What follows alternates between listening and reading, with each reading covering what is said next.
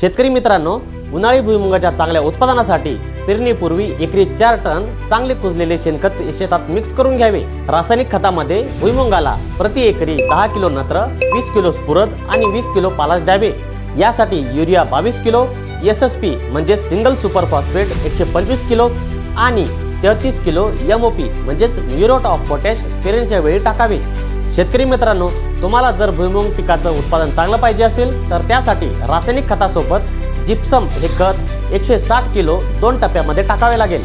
पहिल्या टप्प्यात पेरणीच्या वेळी 80 किलो आणि दुसऱ्या टप्प्यात आऱ्या सुटताना 80 किलो हे खत द्यावे। भुईमुग पिकामध्ये चांगल्या उत्पादन वाढीसाठी जिप्सम हे खत देणे अत्यंत महत्त्वाचे आहे, कारण जिप्सम या खतामध्ये 24% कॅल्शियम आणि 18.6% गंधक म्हणजे सल्फर असते। या खतामुळे भुईमुगाच्या आऱ्या जमिनीत खोलवर जाण्यास आणि शेंगा पोसण्यास चांगली मदत होते। धन्यवाद।